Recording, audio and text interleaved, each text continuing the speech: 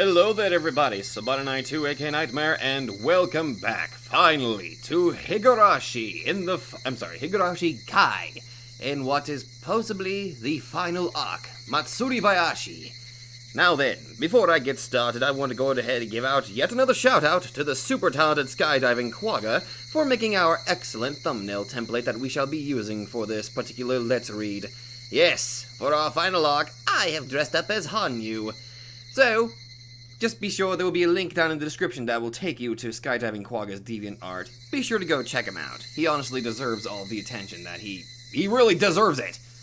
Now then, what happened last time? Well, we figured out who the culprit was, and fuck you, Takano! Just fuck you! Now, here's the real question. Now that we know we also need Hanyu's help, what's going to happen? Will they retain their memories? Will they create a miracle? Well, I want to be able to find this out. So, let's do this. Matsuribayashi. At least let it end with a blissful dream. Festival accompanying chapter. The riddle you have been entrusted with solving now finally becomes unraveled. What must be done to stop the chain? And what will happen in the ultimate end? It's a showdown between the conclusion you reached and the one I reached. There is no difficulty. You should understand that by now. Don't laugh at me!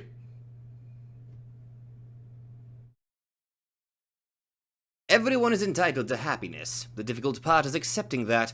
Everyone is entitled to happiness. The difficult part is fulfilling that. I too am entitled to happiness. The difficult part is working out a compromise. Frederica Bernkastel. This is a work of fiction. Any resemblance to actual persons or organizations is entirely coincidental. Thank you, Oishi. The study is filled with piles of books and papers. There is a full-figured old man who is writing something at his desk. He is in utmost concentration. There is also a girl who is sorting out papers on the carpet. She almost looks like she is playing with them. But she looks very serious, which makes it clear she isn't just playing. Grandpa, I'm done sorting them out. Thank you. Let's see, what happened? Look, there are so many people with the same symptoms.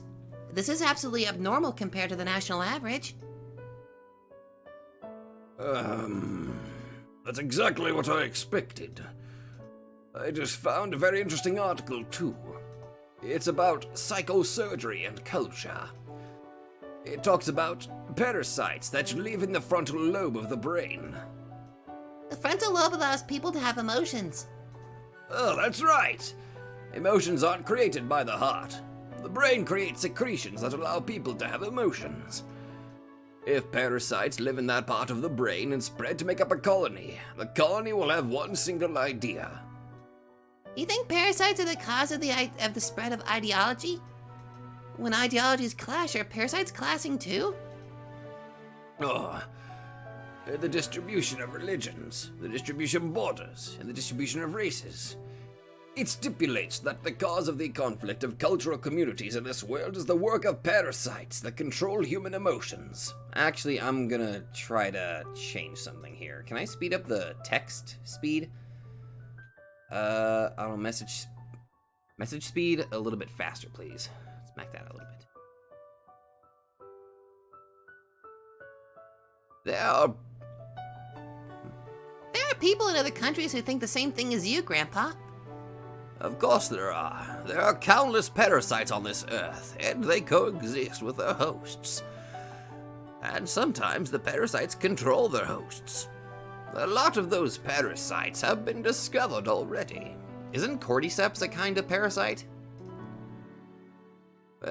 However, people refuse to believe that these parasites live in human bodies, and can even control their hosts. Actually, you know what? Yeah, this is good. Why do you think that is? Humans aren't a special existence. You can presume that by replacing the spread of ideologies with an epidemiological point of view, it would be peaceful if a confrontation of ideologies was solved by discussion. But if a confrontation was epidemiological logic, then it would be scary. To stop a bad idea or culture from spreading, they treat it epidemiologically. Think about the Black Plague in Europe in the Middle Ages. A bad infectious disease spread. They forced infected people to be hospitalized and didn't release them until they completely recovered. Some even died in the hospital. They burned the bodies. They burned everything the patient touched. They forced the patient's family to go to the hospital. They put healthy people in the hospital because of one idea? Replace an idea with a disease.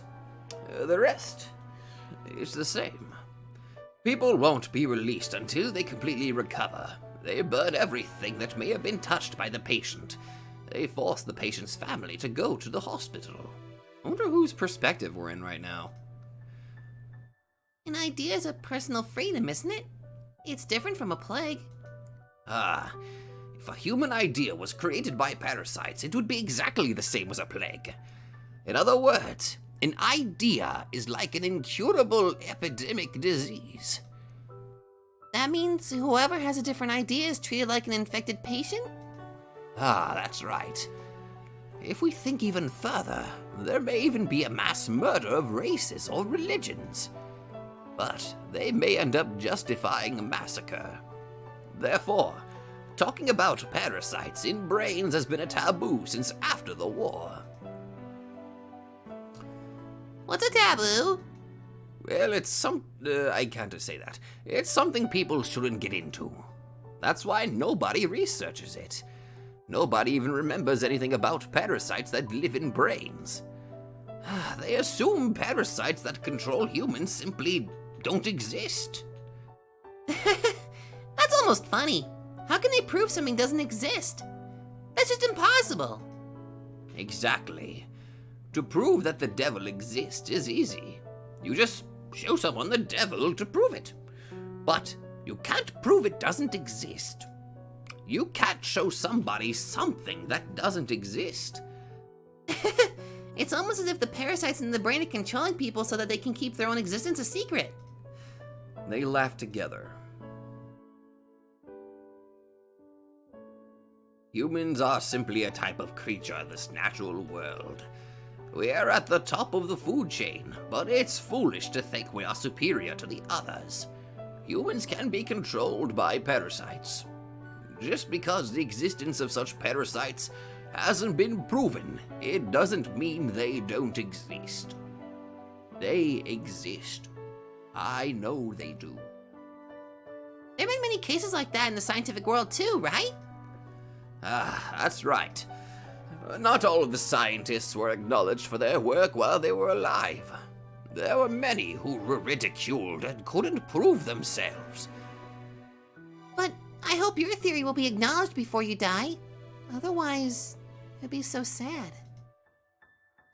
Don't worry. God doesn't ignore people who work hard. Hard work always pays off in the end. When is it going to happen? Nobody knows when God is going to descend. Just like you never know when you'll be robbed. So, we always have to be alert and ready, so we don't miss our chance. That's something Grandfather says all the time. Nobody knows when efforts bear fruit, but it will happen. That's why you must always work hard so you have no regrets when the time comes. Efforts will bear fruit someday. That's what he means. But is it going to happen before you die? Even though there are so many scientists who weren't acknowledged while they were alive? That is such a cruel thing to say. But I didn't mean to be cruel. I've seen how hard Grandfather has been working, and I also know he won't live forever. I just want him to be acknowledged before he dies. Do you know the red... Oh, Are we seriously going into this? Is this a shift? By the way, do you know the resurrection of Jesus? Yeah, he was crucified and resurrected after 3 days. He told me about it. How do you think Jesus was resurrected? Oh yes, Shido-sama? Okay, that's crossing the boundary there. Did he just get up as if he was waking up in the morning? He was buried after his execution, so his body was in the ground. Did he kick the tombstone like a zombie and get up? Oh my god, that'd be hilarious. Imagine that in the Bible. No, that wouldn't be called a resurrection. The sinners who killed Jesus imagined exactly the same thing. Jesus predicted just before he was executed that he would come back to life after 3 days. The sinners buried Jesus and sealed his tomb and had guards observe the tomb. Yeah, a lot of good that did, didn't it? But what Jesus meant wasn't that he would revive physically. He meant his teachings would be resurrected. After 3 days, Jesus' teachings resurrected and people regained their belief. Jesus' teachings resurrected in the people who wanted to be led correctly. That is the meaning of Jesus' resurrection. Jesus came back to life in the hearts of his believers. Jesus doesn't exist physically on this earth, but he exists in people's hearts. In other words, that's when Jesus resurrected as an existence that's superior to humans. I was not really expecting religious stuff here. Wait. I meant, shut up. Even after the author's death. As long as his work receives a fair evaluation, it will live again as a great achievement. Even if my body is gone, my existence will revive and be evaluated. Okay, I gotta take a guess. Who the hell are we talking through? Is this... They talk about the freaking brain parasites, and the only person that's actually talked about the whole brain parasite thing would have to be Takano. So, this leaves me to think, is this like young Takano talking with her grandfather? Does that mean you'll become a god? Just like Jesus? Well, that's right. I will be the god of this new world. And then I shall start my zero mortal plan. My research will be acknowledged someday. That's when I become a god. Now remember, granddaughter, your grandpa Zamasu will do everything properly. That's why I'm not in a rush to be evaluated. I don't know when that day will come. God doesn't know that either. But the day will come when I will smite the Ningens. That's why I need to continue to work hard. It is sad to hear him say that his life isn't endless. It's not like he is ill and has only a few years to live, but set next to the average lifespan, he doesn't have too many years left. I only have my grandfather. Therefore, I don't even want to think about him being gone. Grandfather must have remembered I don't like to talk about this subject. He smiles gently and rubs my head. Of course, I want my research to be acknowledged before I die. I will do my best. Yep. I'll do my best to help you too. I purposefully don't mention the before you die part. I catch myself before I say it. Thank you. I'm happy. Grandfather smiles in satisfaction. It's not an outrageous research. He's not trying to uncover the mystery of the universe. We're only after a possibility of parasites controlling human behavior. That's it. It's nothing outrageous, but it's not just a wild idea. We have some leads. Inamizawa in Shishibone City. The villagers have an obstinate homing instinct. When they are unable to return, they behave abnormally and allegedly as if they are cursed. There are also some abnormal rules in this village, which are based on their belief. When he was with them during the war, Grandfather noticed similarities between the people from Hinamizawa and assumed the existence of something that controlled the village. Since then, he had been researching it. In the middle of the Showa era, numerous strange diseases were revealed all over Japan. Most of them were caused by infectious parasites, and people started to pay attention to this forgotten area. Grandfather's research was simply one of those strange disease researches. Therefore, he believed it would be published among other researches and evaluated soon. But if his research doesn't bear fruit before his death, I will continue his research. Grandfather taught me a resurrection isn't a physical event, It is for his work to be evaluated. That's what he means by resurrection. And that's when he resurrects as a god. If that, I'm getting more and more convinced this might be just Takano. If that happens, even when grandfather dies, he will be with me always. I don't have to be alone anymore. I will be with my grandpa, and our work will be acknowledged, and we will both become gods and gain eternal peace. I will make grandfather into a god. I will be a god. This is totally Takano. Therefore, it's eternal. We'll be together forever and ever.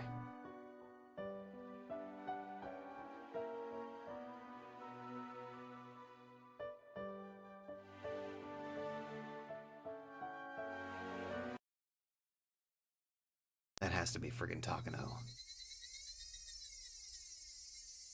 There's a key on a keychain. The key has a tag that says hen house, but the lock Eriko is trying to open isn't for the hen. Eriko? Eriko! One letter away. It was supposed to open effortlessly. At least that is what was supposed to happen. But it doesn't open. I see beads of sweat on Eriko's forehead. Eriko was the one who came up with this idea. Eriko was starting to panic. We start to feel panicky, too. This only opens the hen house. Let's stop. Let's go back. Shh. We're supposed to be cleaning the hen house. They find us here. They find out why we are here and why we are trying to open the lock to the back door. All four of us will be punished with a punishment of a pig with torn arms and legs for sure. Don't panic, Eriko. That key opens this lock, right? You already tried, right? I'm telling you to shut up. This is the right key. It's just how to open, that's all. Oh, she is almost shrieking. Shrieking while she's streaking. Our hearts pound loudly. It's as if the sounds from our hearts are echoing in the hallway. That's when we hear the footsteps that don't belong to a child. Shush, somebody's coming! The three of us hold our breath, but Eriko didn't hear. She keeps fussing with the lock and the key, as if everything will be okay when she opens the lock. Eriko, somebody's coming, be quiet! I know this is the key. I'm not dreaming, I already tried and opened it. It opened, come on, why is this working? When this lock is open, we can be happy, we can say goodbye to this hell. Eriko, somebody's coming! Higurashi, when they cry. Well, my father and mother died. I don't know exactly how old they were. I was too young to remember. They went out shopping without me, and that must be why they were punished. It was a train accident. It was a terrible disaster. A lot of people died in the accident. But maybe my father was one of the lucky ones. He was still alive when he arrived at the hospital, so he was able to leave some words with me. My mother died instantly. Daddy? Damn it. I accidentally hit it too fast. I didn't want to admit that this person I could hardly recognize was my father. As I called out to him, and I hoped that this was someone else. But, unfortunately, it was my father. Maybe I shouldn't have wakened him. Because I woke him up, he was reminded of the crucial pain he was forgetting about.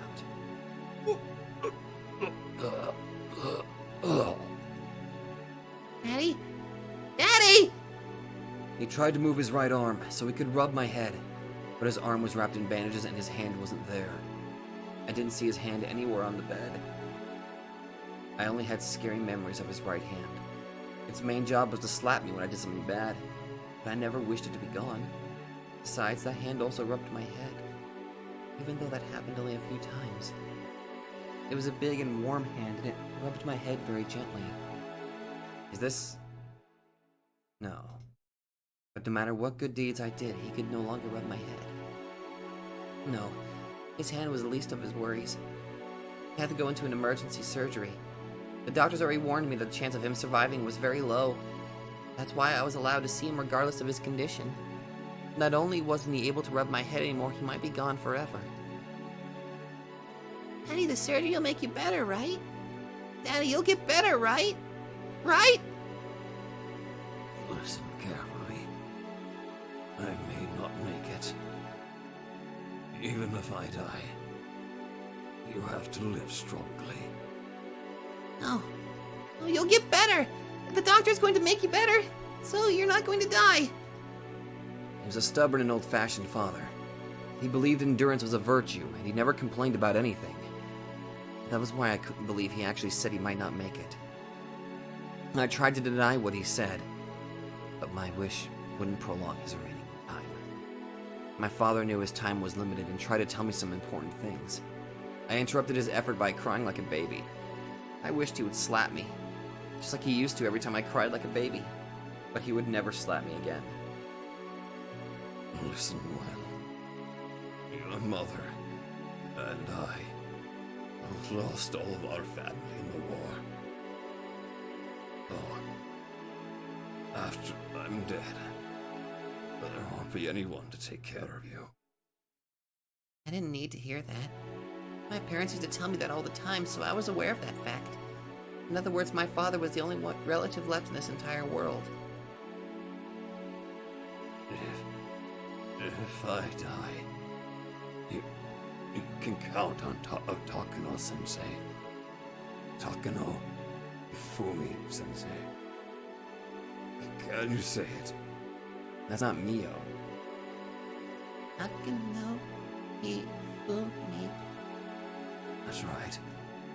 Takano Ifumi-sensei is my former teacher. He will help. Oh my god, is this actually like... Maybe this really is just a glimpse into Mio's past. Many doctors came into the room in a hurry. He wanted to tell me something else, but the doctor stopped him from talking, so it wasn't audible. So maybe Hifumi adopted Mio and gave her the name Takano. I was kicked out of the room. I didn't know what to do. Nobody told me how my father was doing or when the surgery was going to start. And nobody told me that was going to be the last conversation with my father.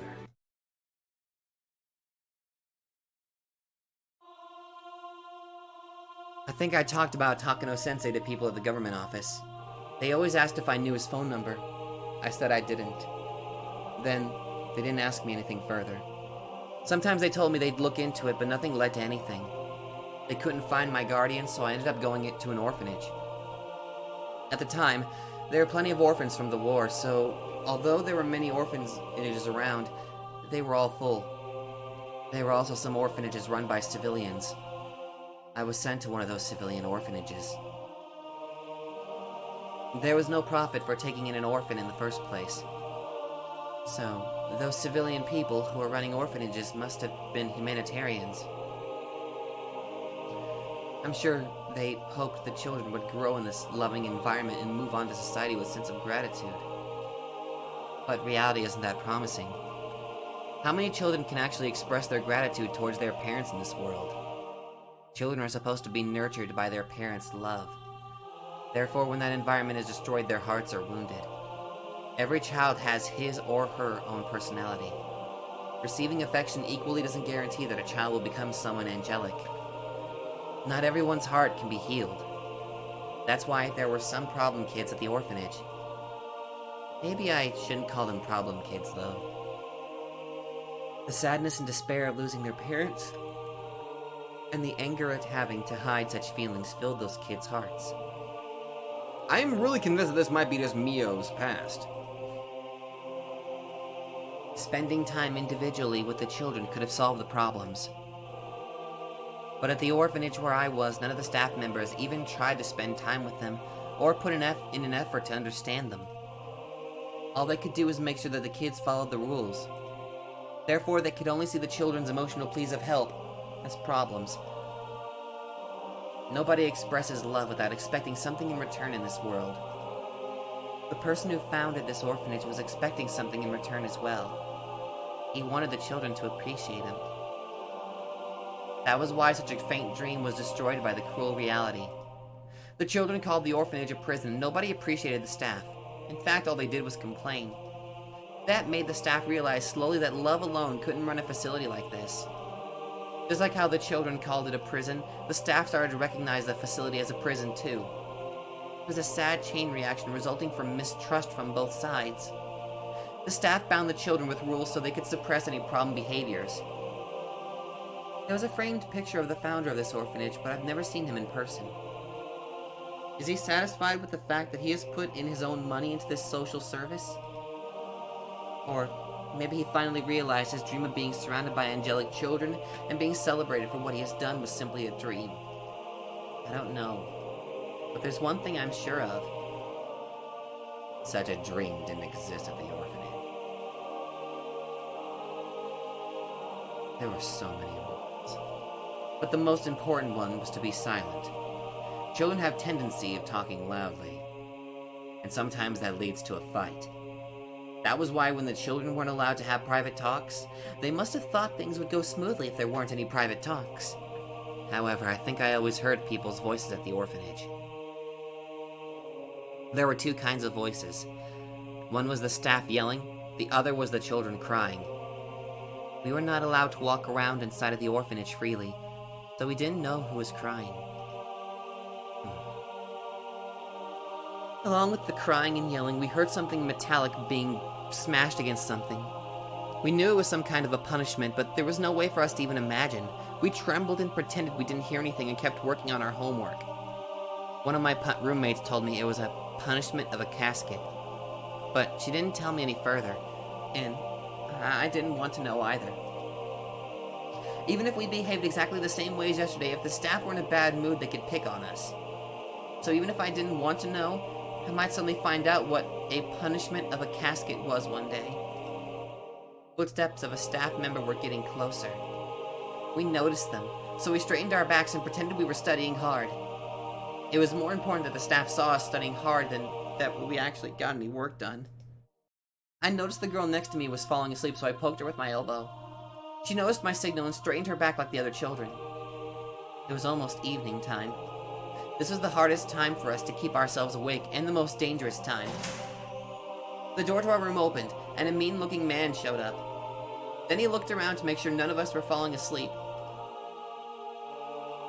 Even if we were actually studying hard, if we thought we were asleep, we were out.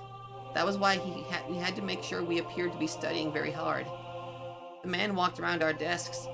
I hoped he would just walk by me. That was when we all prayed, as we kept working on our homework. The more we pretended to study hard, the more we could hear the sound of metal objects. The sound of metal objects crashing into each other, along with screams. We couldn't even imagine what the poor subject was going through. Also, maybe there was something worse than the punishment of a casket. To erase such fear, we tried to concentrate even harder on our work. We kept working. The metal sound and the screams went on forever. Fuck.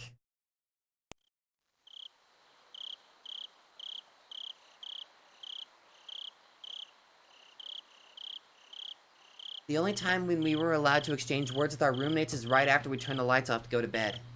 The orphanage is located in the middle of the mountains, so it is very quiet at night. We make sure the staff members are far enough from our room first, and then we enjoy our private conversations. That is our only leisure. It isn't anything that special, though. Oh, that's why that beginning segment right there at the start, trying to escape with Ediko. Oh. That's because we simply badmouth the staff. We talk about how one of them is only mean to a certain person, or that one of them is unfair. We continue until someone falls asleep. We even talk about how we can get back at the staff, and we can take revenge on all of them in our imaginations. Some kids even start to cry as they get too emotional talking about it. Although the subject we talk about is negative, talking about it is the only way to vent our frustration. And even though we feel despair about tomorrow, we're able to fall asleep. But sometimes a different subject pops up.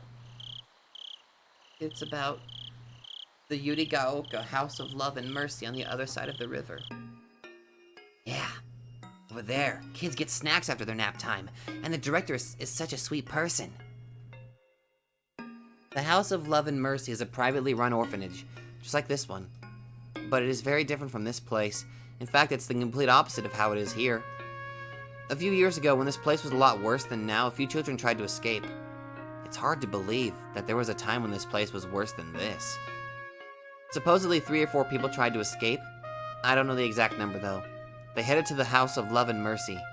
They succeeded. Except for one unlucky child. They were able to get to the property of the House of Love and Mercy. I guess the staff couldn't follow them into the other orphanage's property. I guess for this orphanage's staff to be on the other orphanage property was like trespassing. The staff regretted not being able to catch the children, and came back with the one they caught. I'm sure they wanted to bring back the rest of the children too.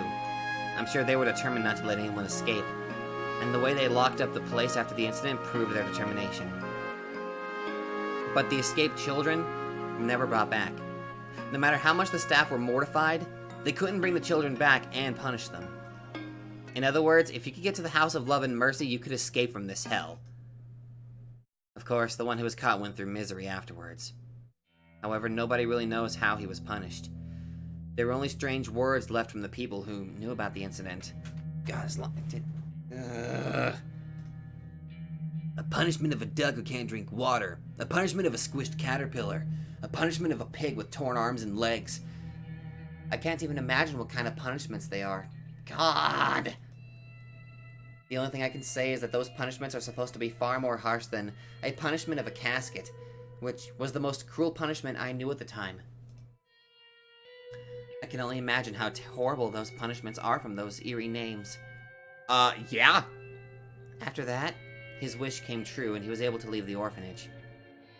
Was he able to leave this orphanage safely and enjoy the freedom while breathing in fresh air under the blue sky? According to the rumor, he wasn't able to.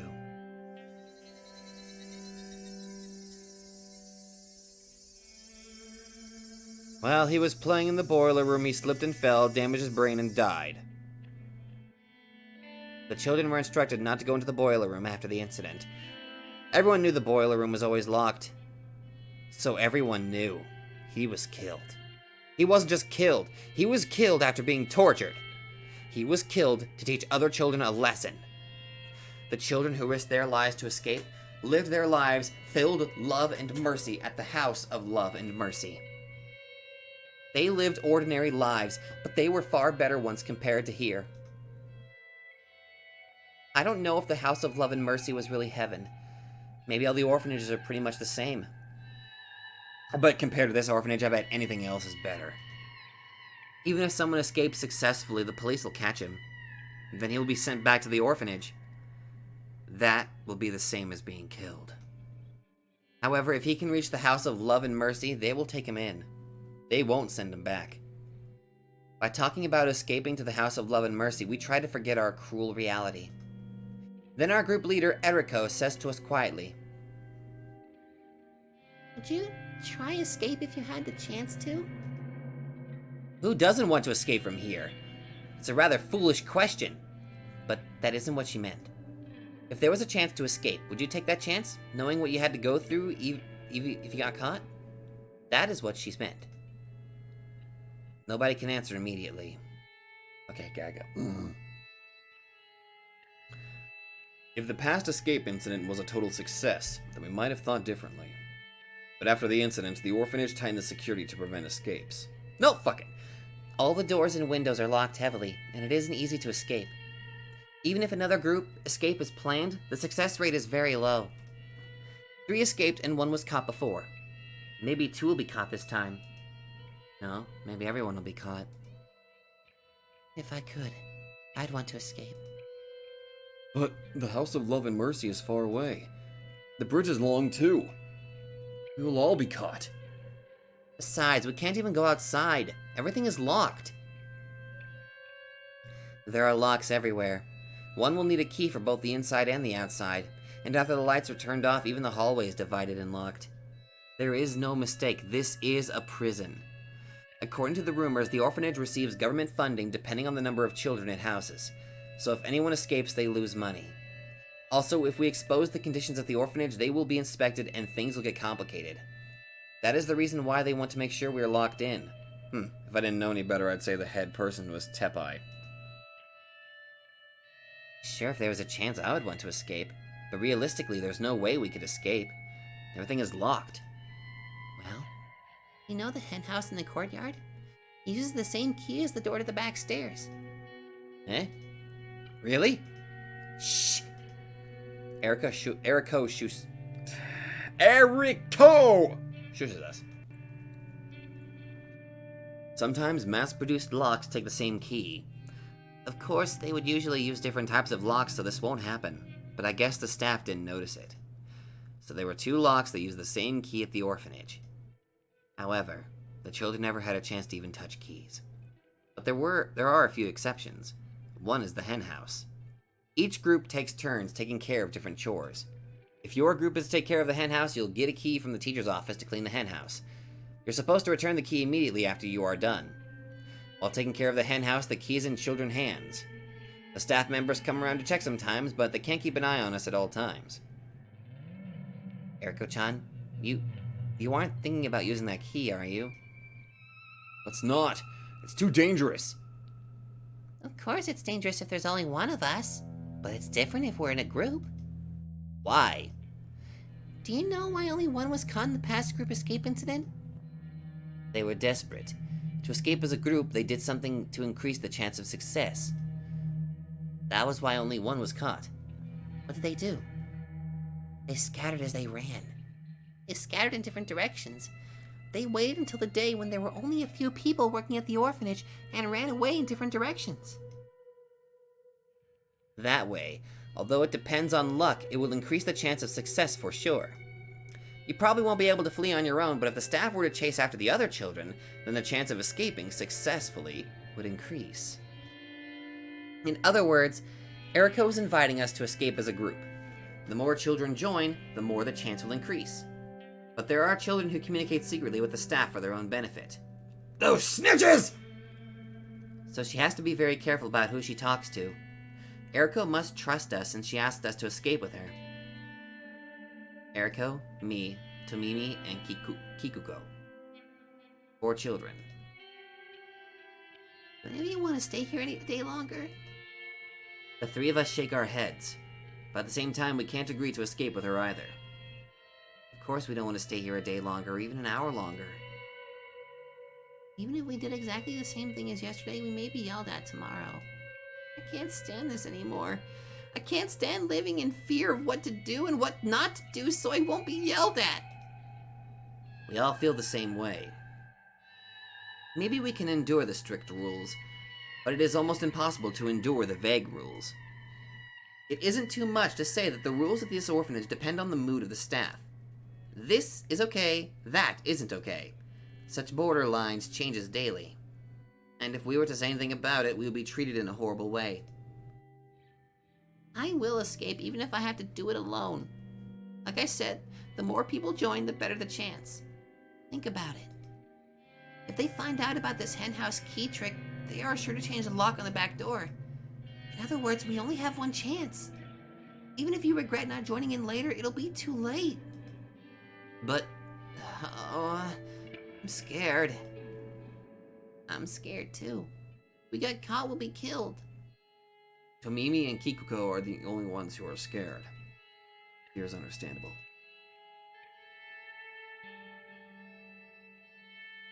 My damn throat. I had to take a little drink of water there. Because, okay, fuck it. Because suddenly the fear of the punishment that follows becomes very realistic.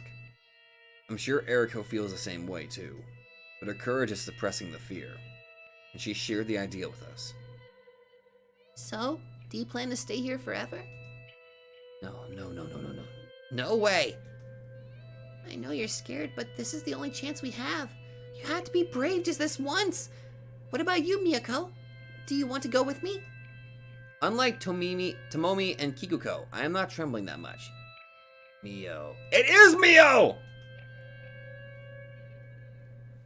Of course, I am scared in my own way, but compared to the other 2, I must appear rather calm. Can we really escape? Of course, Eriko can't guarantee our success, but I had to ask her. There's no guarantee, but if you can come with me, then that'll increase the chance. Of course, the same thing can be said for you, too. Eriko says it calculatingly, but I'm sure she just wants someone else to agree to go with her. It is more important than anything to increase the chance of escape. Mimi and Kikuko, if you're too scared, then I won't force you. Miyoko and I will escape ourselves. 2 is enough. Well... Eriko rushes the two to make up their minds. It almost looks cold, but it is her way of making them brave. Because it is very possible that regardless of the outcome of our escape attempt, those two will be held responsible since they are our roommates. It's not like we'll do it tomorrow. Our turn to take care of the henhouse is in a week. We will wait for the perfect timing. If we don't feel right, then we'll wait until our next turn. We'll be very careful. The rotation of the staff and the timing are important, but we also have each other to know the way to the House of Love and Mercy. We are planning to scatter, so we have to know the area. I'll make up my mind. Okay, I'm coming with you. But let's be very careful with the time of escape, okay? Of course. We'll be killed if we get caught. I don't want to die. I'll come too. Me too. Tomomi and Kikuko agree, and we all decide to escape as a group. We waited for the perfect timing. We waited for the day where only a few staff members were at the orphanage, and we decided to let God take care of the rest. It's open! Maybe it was the way I did it. Eriko tried to open the lock several times without success, but I got it open on the first attempt. The back door opened slowly and we feel the cool breeze. This isn't the free world yet. Actually, it's the complete opposite. If the staff were to find out we were here, we would be in big trouble. This is a dangerous world. But unless we went through this dangerous world, we wouldn't be able to go any further. Okay, let's go.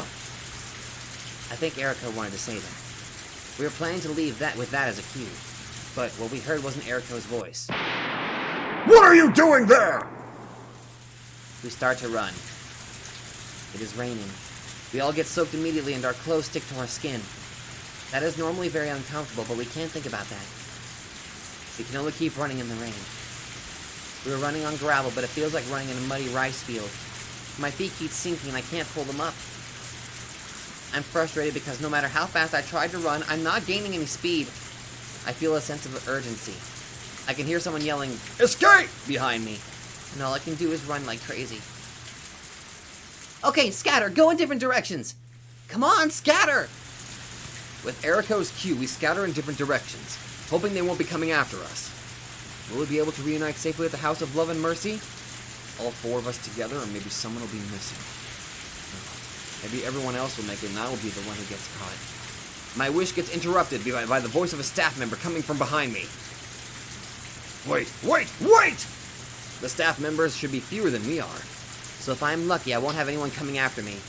As I hope the voice isn't coming after me, I turn around once. If I had time to turn around, why didn't I take another step forward? Why didn't I try to escape farther? As I turn around, I feel a huge hand cover my face. The little finger slips into my open mouth. The hand grabs my face and shoves me onto the muddy gravel. Of course I don't stay quiet. I fight back. Then I see the staff member's face. It's the scariest face I've ever seen. I realize it right away. He wants to capture me so he can use me as an example. If he is going to kill me after using me as an example, then why not kill me now? His face shows such hatred. The little finger in my mouth touches my tongue. The indescribable bad taste makes an icky feeling run through my whole body. Then I think, this is the taste of my death. He is going to shove his finger down my windpipe and suffocate me. So I fight to live.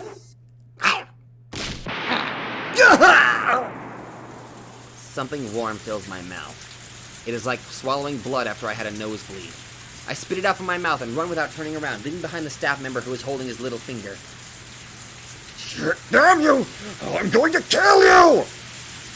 I can hear the yelling behind me. It isn't a man that is after me. It is a beast. He isn't interested in capturing me. He's only interested in killing me. My shoes have slipped off. They weren't sneakers. They come off easily when I was running like mad. My bare feet step on gravel. It is painful, but I don't care. Because if I stop, I know what is coming after me. Oh my Jesus Christ, this is fucked. It's Higurashi, of course it's gonna be fucked up. 3 branches shave my face and barbed wire scratch my thighs. My feet and toes are bloody from running on gravel. The blood from the staff member's little finger drips down from my mouth, staining the areas around my mouth and chest. I'm running for my life with scratches and cuts all over my body. If I were to get caught, I would be killed. If the pursuer had any sense, then I would be killed after being tortured. But if he didn't, I would be killed on the spot.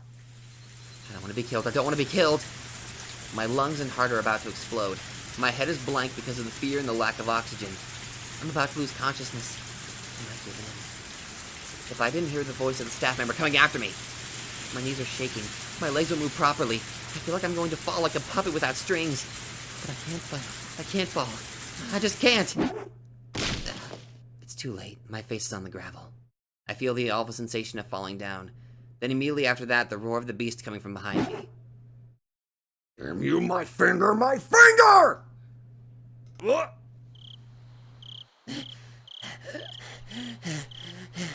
I must have hit my thigh against the steering wheel when I jumped.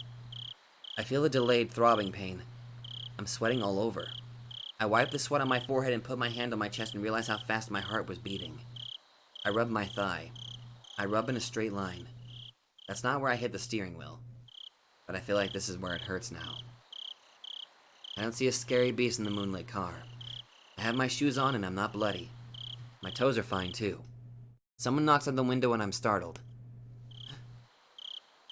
Major, it's time. Thank you. I wanted to take a nap, so I told him to come wake me up in an hour. Maybe an hour was too long. Too long a nap actually makes you tired. Put my seat back, up, and get out of the car. I knew it! The cool breeze feels good. I only see the moon. There's nothing else to see on this mountain trail. My car and a command car disguised as a trailer are parked on the side of the street. I have a bad taste in my mouth. I spit it out on the shoulder of the street, but I just can't get rid of it. The taste of blood, saliva, and rain. Sweat on my forehead and raindrops get into my mouth, but I can't swallow, so I end up drooling. That reminds me of the past, and I tried to wipe my mouth. Whew. Maybe I'm nervous. That's why I had such a bad dream. I think there's a coffee maker in the command car. A bad cup of coffee will wake me up. No? Oh, so? Has anything happened yet? No, not yet. We just received a routine communication from Jifu. Everything is okay over there. I see. Hey, could someone make me a cup of coffee? Sure. Cream and sugar? Just cream, please. No, please put in some sugar, too.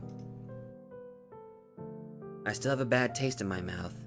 The feeling of biting and crushing his little finger and his filthy blood filling my mouth. I think a sweet cup of coffee would wash down the bad taste and also wake me up from the bad dream completely.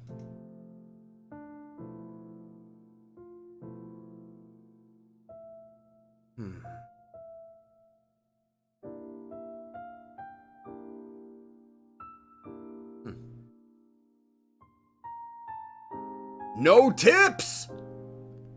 Wait. I didn't have a save data to begin with. Why is that there? It doesn't even have a save time on it.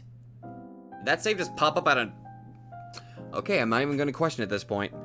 That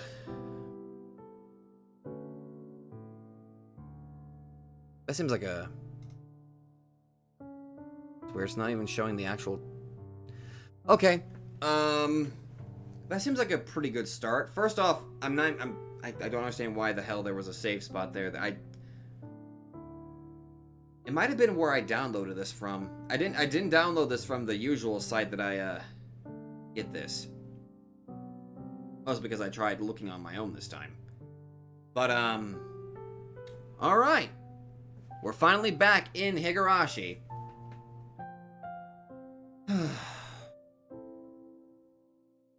So we gotta look into Mio Takano's past. Needless to say, that's something I didn't really expect. But you know what? I'm kind of glad it did. I may as well learn. I mean, it's every time with fucking Higurashi. I always end up learning more about a character that I once despised, once feared, all that good shit. Jesus Christ. although the whole talking about becoming a god thing, that kind of clued me in and gave me, like, oh, this is clearly Takano. So now I know where that happened, but also now I know the absolute hell that she experienced. So, I will go ahead and say this. Young Takano, good job biting that dude's finger. Good job. I'll give you that. Good job. Are you guys happy? We're finally back in Higurashi, even though this is the final arc. Not counting the side arcs that are apparently a thing. And I still gotta do Umineko, what the hell's it called? Umineko Hane? Yeah, I still gotta do that. One of these days I'll be able to do that. At least I didn't wait a year this time to get back into Higurashi.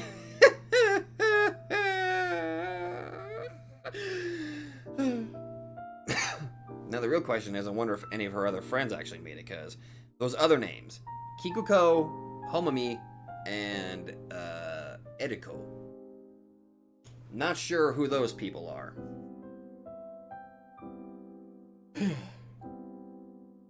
But needless to say, it feels good to kind of be back in this.